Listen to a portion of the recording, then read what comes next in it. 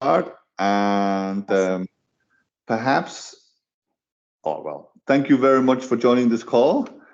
As you have probably already noticed, the title is slightly different from the call that you are in.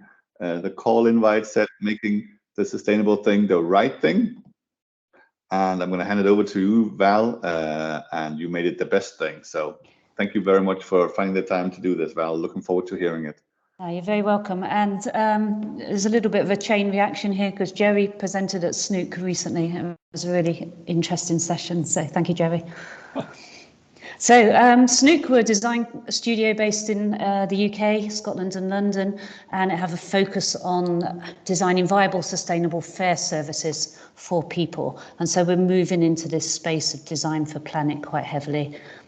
These slides will be later. We do services for mainly for the public and third sector, but also large CX experiences such as for Tesco's. I spend half my time at Loughborough Design School in the UK, where I lead our UX and service design teaching. So I have two hats on me. But I'm presenting in my Snook role here, and something we've been trying to champion around making a sustainable thing the best thing.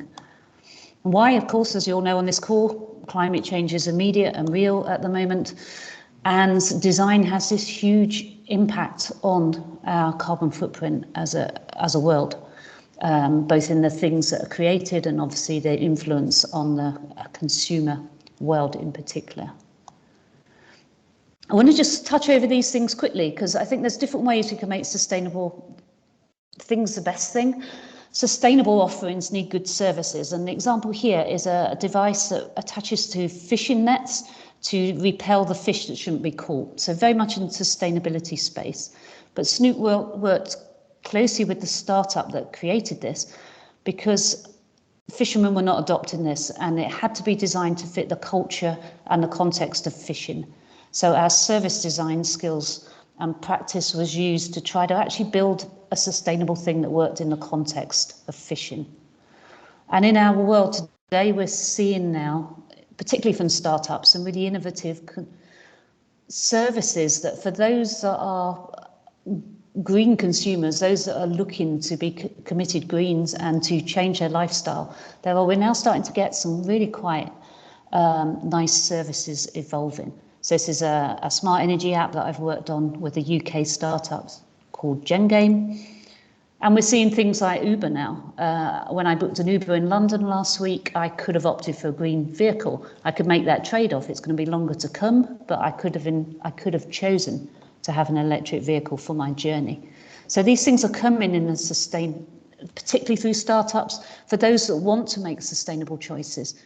We're seeing innovation in the food sector, we're seeing innovation in transport across the sectors, really.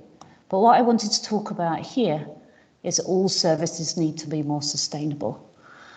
And Jerry's pioneering the lead of how do we actually reduce the carbon footprint of our web services.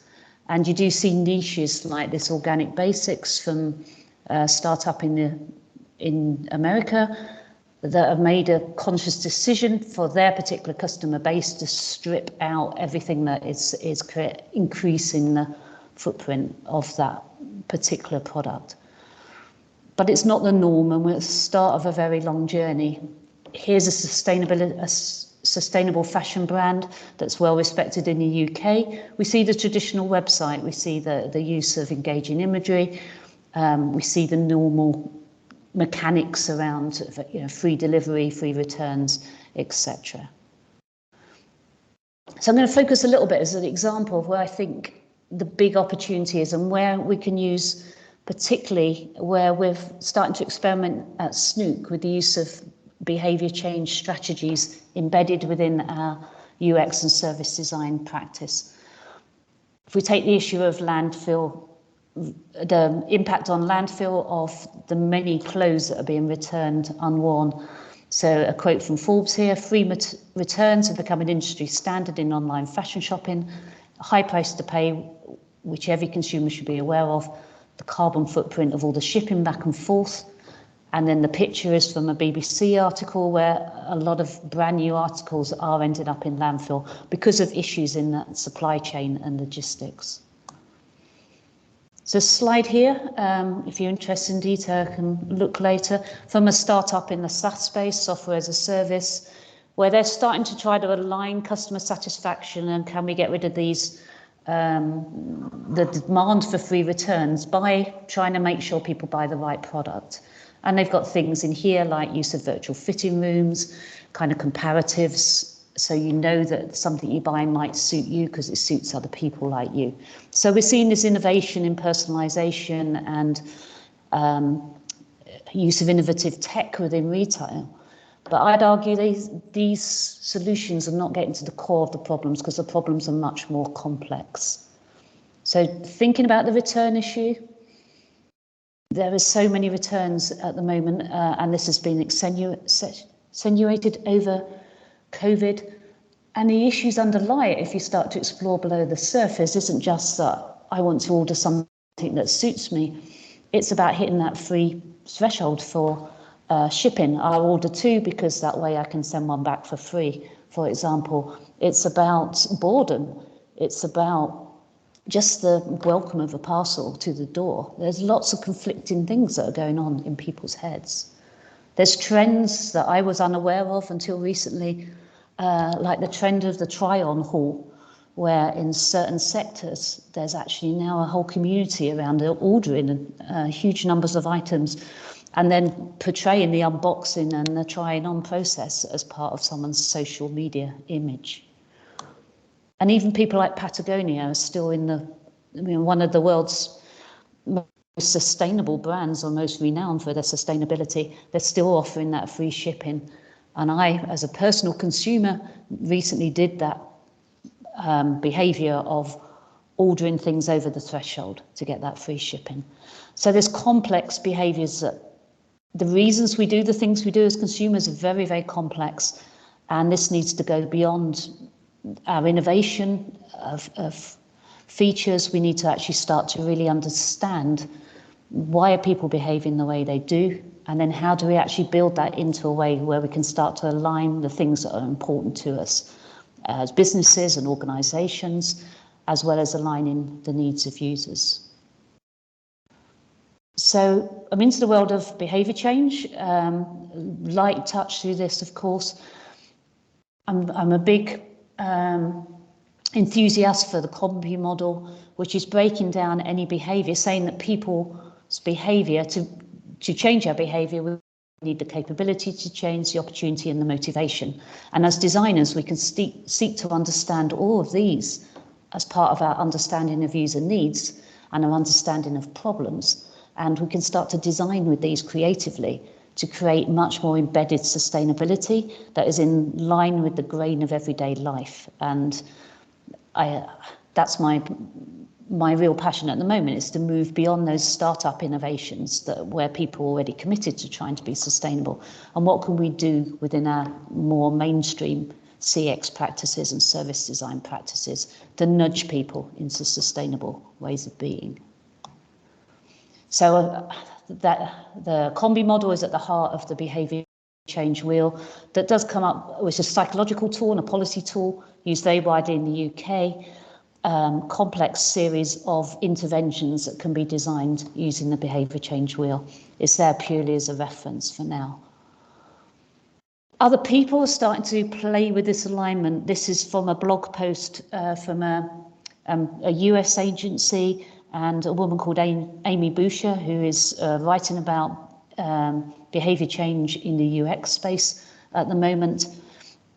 And they also seeing there's this alignment with service design, which is about meeting the needs of businesses and users, and that kind of interplay with behavioural science. So I just want to introduce you really to the way we're starting to do this in very pragmatic ways within our practice at Snook, and then see if we can have a conversation around whether people think this is something that has promise, or whether we're perhaps getting ourselves down into the nuts and bolts of things that perhaps is not going to lead to long-term change. So core to this, and something that I find myself doing over and over again at the moment, is this idea: before we can start to change behaviours, we need to spend time strategically thinking about how we're going to align our policy, user and sustainability outcomes. So that might be a business policy, it might be brand values, it might be corporate strategy. In my Snook world, it's quite often government policy. The example on the slide is from an academic study we did for the NHS in the UK, our health service, where we went through a behaviour change exercise to look at how we could reduce the impacts, the environmental impact of asthma inhalers that contain a particular gas to give patients a metered dose of the drug that they need. But the actual propellant that's used is very toxic for the environment. So there's a policy dropping from above. We're going to reduce the use of these inhalers and reduce the environmental impact. So we work with the NHS to say, well, how do we align this with the needs of patients? And this is coming from a business tool called impact mapping, where you can work back from a policy or a business outcome and try to break it down into behaviours that can then be changed. So the detail here, if you can see it, that we're interested in is where can we make these things align? So patients, those that want to, will want to recycle appropriately, but they also want the best experience from their inhaler. They want to be able to use it in line with their treatment plan and to prevent and relieve symptoms. And they want to get the most doses out of each inhaler, probably from convenience. And they have outcomes that are much more to do with their health and feeling confident that they're managing their asthma. For the NHS, there's other things in there as well about only prescribing these inhalers with propellants, etc., when they're actually needed, and then the more sustainable inhalers being prescribed in other situations.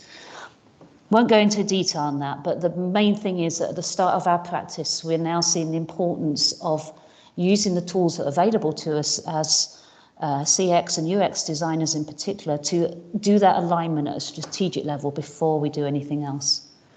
And then we start to use our Combi tool as a lens, really. We can start asking that as we plot our customer's journey through our service, and we did this for the journey of someone being prescribed an asthma inhaler through their use, through their management of their ongoing care.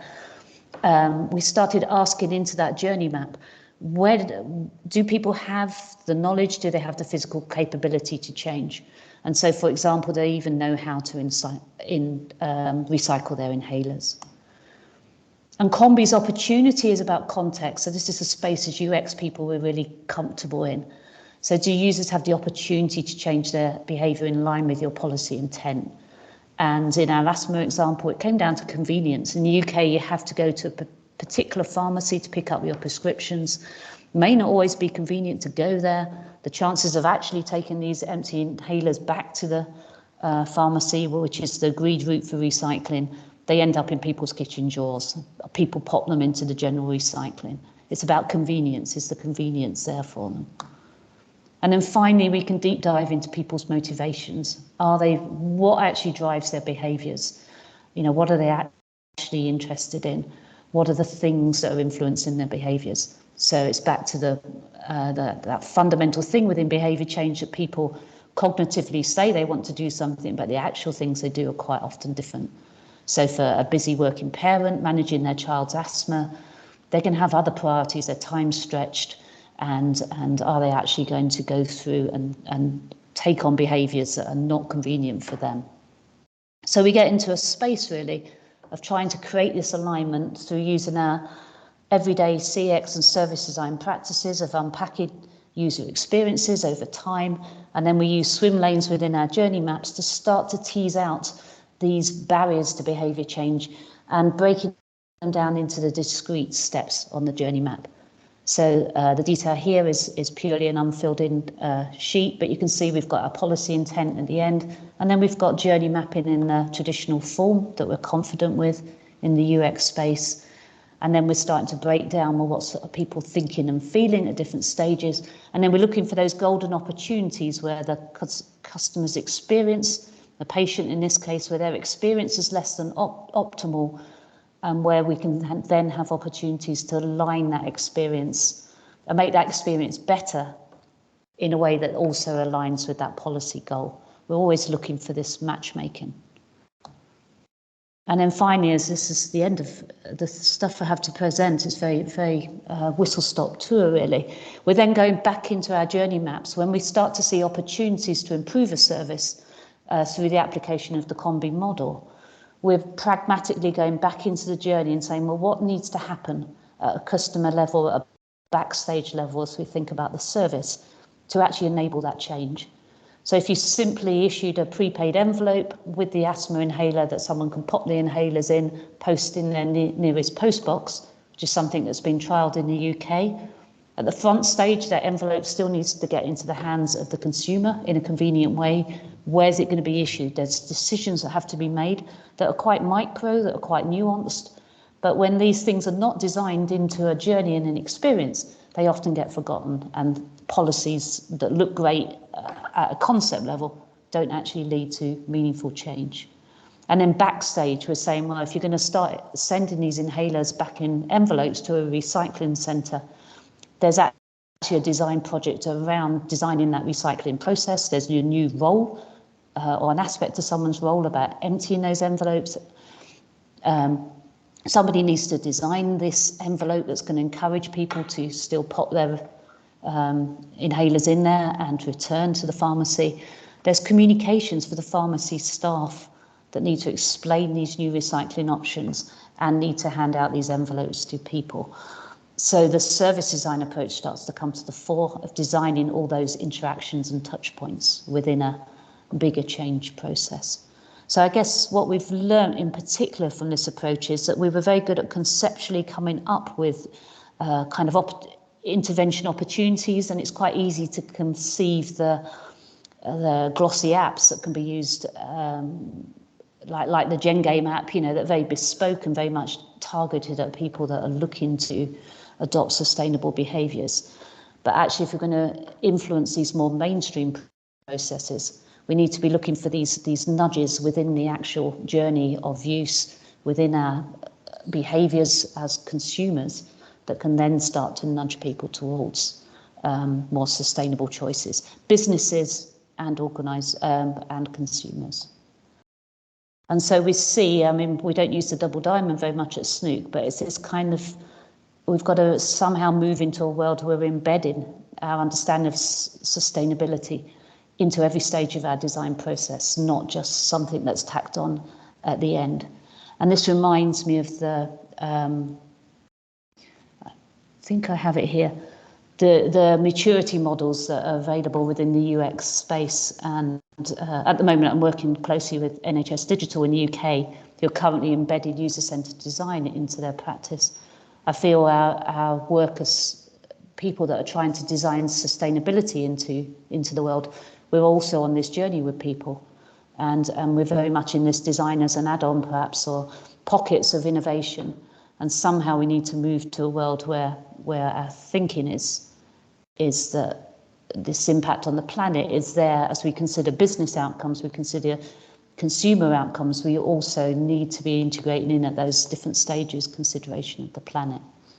And certainly my hypothesis, which is there to be broken, is that our mainstream practice, our service design, UX, CX practice, can be adapted to bring in this triple focus. And we can make a lot of small changes that add up to quite big changes in the long run. So that's it for me presenting. Thank you very much, Val. Thank you. You're very welcome. We still have some time for Q&A, questions, comments, reflections. Anybody wants to go first? There, I see somebody there. Bernd joining us from Germany. You need to unmute, but there you go. Yeah, thanks, Val. Well, you really pushed some buttons in my mind, especially when we were talking about free shipping. Actually, back in 2014, we did an experiment with a fashion retailer in Germany, and the brand was really focusing on environment-conscious people and people who are focusing on sustainability. So they said they produce only in Europe and so on. In those days, free shipping was not the norm. and we put some AI on the storefront to find out people who have a high probability that they abandon the basket, and we offered them free shipping. And it was 4% of the people who received this offer, and they generated 25% of the revenue without an increase in the returns rate. So obviously there's a very strong business argument to offer free shipping, especially in these days when it's more or less the norm. So going away from it might create a punishment for retailers. So how can we transition this? Do you have any ideas, like offering a kickback for people who didn't return goods or something, anything that's proven? Because I really love the idea to get rid of it and get rid, especially of people, people's behavior, change people's behavior, that they say, oh, I just put it in the basket, I can return it anyway. It's a really interesting space, and it's challenged me because, as I say, I saw the Patagonia free shipping, and I think, well, even they are timid of going into this space. And I think it's something that I'd love to do more of around. I think the combi model needs to be applied at a brand level and a brand context, and part of the understanding needs to be the meaning of the brand. And I think different brands could maybe innovate in this space in different ways. But I certainly totally agree. No, we're not going to suddenly get rid of free shipping.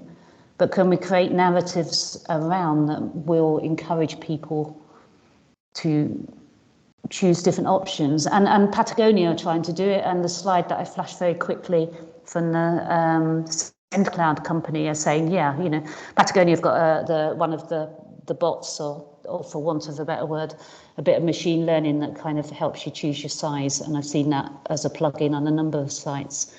But I don't think that, I feel there's a deeper level of meaning that we have to explore with a group of customers. ASOS in the UK are trying the penalisation route, where they're starting to hit customers if they order too much. I haven't looked into detail of it, but I did see it over the last couple of days. So is it you create alternative narratives, you still offer the free shipping, but you start to build people's identity with your brand, or their feeling of themselves as a person who's doing their bit, which does encourage them not to do that behaviour. I think that's where the behaviour change design comes around. But you keep that constraint of, we're not going to take free shipping off the site. Yeah, maybe but we're going to do everything in our... Yeah. Maybe we need some gamification here. Gamification, like, possibly, yeah. People badges for not returning or whatever. Yeah, exactly. It may be things like that, but they need to be experimented with and prototyped. And I think they certainly, to start with, it almost needs to be at a brand by brand level to see what makes sense within the context of that particular brand. But yeah, even that simple, we've all seen it in the game mechanic space, haven't we? Where people rate things just to start to be the trusted advisor, and just how much of our engagement is through game mechanics. Yeah, maybe it's game mechanics. Thank you. Carefully chosen and targeted. Good also to see examples like Uber Green in the beginning of your deck. I think that's coming more and more, so the sustainable options. So that's really encouraging. Any other comments, reflections? Just feel free to raise your hand like Bernd did, or write in the chat. We had the last 2 days a sustainability and UX conference in Denmark, and James Cannings was there, which is also presented in the past in a member call on environmentally sustainable digital leadership, and he was quite good, and I think he took it on, and then I kept picking on him in like, what's the elephant in the room, and like sustainable tourism, like, okay, there can be an angle to sustainable cruise ships. What's the elephant in the room? And I think it was really good also to see your NHS example, because that's not Patagonia or private sector. I think in the private sector, sometimes the elephant in the room that Bernd is also talking about is that we're driving consumerism. And so the most sustainable web shop would be slow, would be hard to use, would not offer shipping, or you can only pick up the goods yourself within those limited opening hours, but it might not be financially viable for very long. And that's a little bit the elephant in the room. That's also why I picked on you, Christian, in Switzerland at the beginning, because I think agencies have a big potential here to make a difference. It's not on your sustainability books if your customer sells more Audi cars, but it's a huge carbon footprint if they do. All right, Jake, thank you very much for saving me from this ramble. Over to you. Yeah, I think thank you for your thoughts this morning or this afternoon, Val, depending on where you are. You know, one of the interesting things in the U.S. that's happening right now is there's a tremendous amount of hand wringing about the price of petroleum to fuel automobiles, and I have sort of found myself taking a very contrarian position, which is that the appropriate price for a gallon of gasoline, which is about like 1 3/4 liters, is probably somewhere closer to $20, 20 US dollars. And that would actually start to change people's behavior. Right now, we see people complaining, constantly about paying $5 US per gallon of gasoline. But nobody's, the subway hasn't suddenly gotten more crowded. People haven't suddenly started asking each other to carpool.